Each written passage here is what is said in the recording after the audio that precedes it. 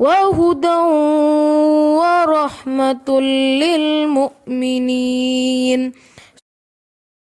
اعوذ باللہ من الشیطان الرجیم، بسم اللہ الرحمن الرحیم۔ آیت نمبر ہے 283۔ یہ پچھلی ہی آیت کی کنٹینویشن ہے، قرض کے لین دین کے سلسلے میں ہی بات ابھی جاری ہے۔ اس میں اللہ تعالیٰ کہہ رہے ہیں وَإِن كُنتُمْ عَلَىٰ سَفَرٍ، اگر ہو تم سفر پر۔ زندگی میں ایسے بھی حالات آ سکتے ہیں کہ انسان سفر میں ہے اور اس قرض کے لینے کی ضرورت پڑ گئی ہے۔ وَلَمْ تَجِدُوا كَاتِبًا، اور نہ تم پاؤ لکھنے والا۔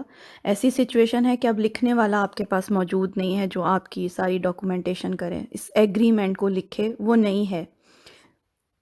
تو کیا کرنا چاہیے؟ فَرِحَانٌ مَقْبُوضَہ، تو رہن رکھنا ہے قبضہ کی ہوئی کا۔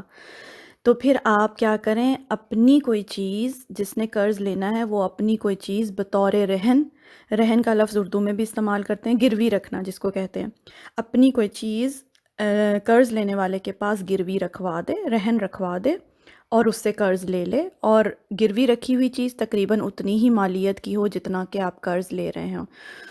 اور جیسے فار ایگزامپل آپ نے گھڑی پہنی ہوئی ہے تو آپ کو اب قرض لینا ہے کسی سے، تو لکھنے والا موجود نہیں ہے، تو آپ بطور ضمانت اپنی گھڑی اس کے پاس رکھوا دیں گے اور اس سے قرض لے لیں گے۔ جب آپ قرض لوٹائیں گے تو گھڑی واپس لے لیں گے، اس کو کہتے ہیں گروی رکھنا۔ فَإِنْ أَمِنَا، پھر اگر اعتبار کرے بعضکم بعضاً، تم میں سے بعض بعض کا، فَلْيُؤَدِّ الَّذِي اؤْتُمِنَ، تو وہ شخص جو امین بنایا گیا، یعنی جس نے قرض دیا اور اس نے رہن اپنے پاس کوئی چیز رکھ لی، وہ اب امین بنایا گیا ہے، ٹھیک ہے، اس کے پاس اب امانت ہے، امانتہ، اس کی امانت کو، وَلْيَتَّقِ اللَّهَ رَبَّهُ، چاہیے کہ ڈرے اللہ سے جو رب ہے اس کا۔ اب وہ جو رہن رکھی ہوئی چیز ہے نا اس کے پاس، وہ اس کو استعمال نہیں کر سکتا، وہ اس کے پاس بطور امانت ہے، بطور ضمانت ہے وہ چیز اس کے پاس۔ جب قرض دار قرض لوٹا دے گا تو پھر وہ رہن رکھی ہوئی چیز بھی اس کو واپس کر دی جائے گی۔ اب وہ بطور امانت اس کے پاس وہ چیز رہے گی، وہ اس کو استعمال نہیں کر سکتا۔ وَلَا تَكْتُمُوا الشَّهَادَةَ، اور نہ تم چھپاؤ گواہی کو۔ گواہی کو چھپانا کبیرہ گناہ ہے، کبھی نہیں چھپانی چاہیے۔ اگر کوئی بلائے آپ کو گواہی دینے کے لیے اور آپ وٹنس تھے اس وقت اس ایگریمنٹ کے ٹائم پہ، تو کبھی نہیں چھپانا چاہیے۔ وَمَن يَكْتُمْهَا، اور اگر چھپائے گا اس کو، اور جو کوئی چھپائے گا اس کو، فَإِنَّهُ، تو بے شک وہ آثم قلبہ، تو گنہگار ہے اس کا دل، دل اس کا گنہگار ہے جو گواہی چھپائے گا۔ واللہ بما تعملون علیم، اور اللہ ساتھ اس کے جو تم عمل کرتے ہو جاننے والا ہے، باخبر ہے۔ ہر عمل اس کی نگاہ سے پوشیدہ نہیں ہے۔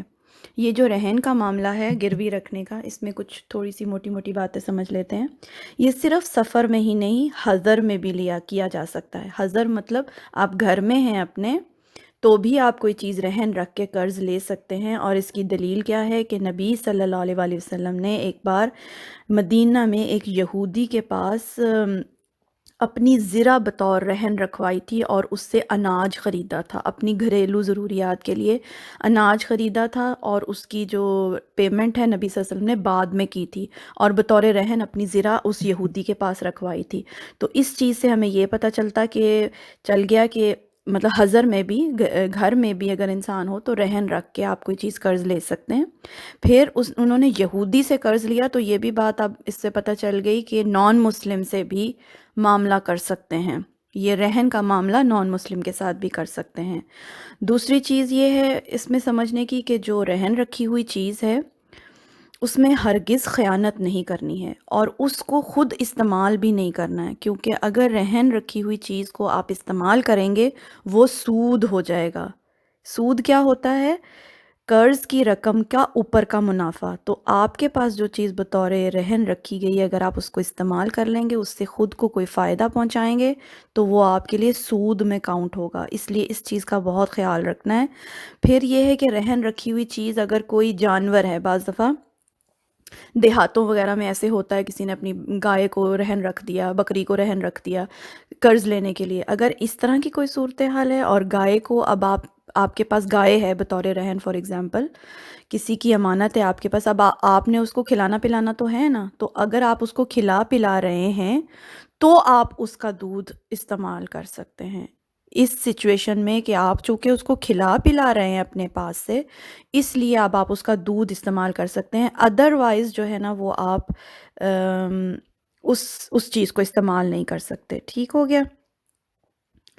اور یہ ہاں چھوٹی چھوٹی باتیں تھیں. تو سفر اور حضر دونوں میں ہی رہن رکھ سکتے ہیں، اور ایسی سچویشن میں بھی کہ آپ کے پاس اگر کاتبین نہیں ہے لکھنے کے لیے، یا قرض دینے والا جو ہے وہ اعتبار ہی نہیں کر رہا لکھنے پر، وہ کہہ رہا ہے کہ میں آپ کی تحریری ڈاکومنٹ پر اعتبار ہی نہیں کرتا، تو اس صورت میں بھی آپ رہن رکھ سکتے ہیں. اس کی مختلف صورتیں ہو سکتی ہیں گروی رکھنے کی.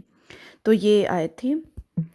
سبحانک اللہم و بحمدک اشہد ان لا الہ الا انت استغفرک و اتوب الیک.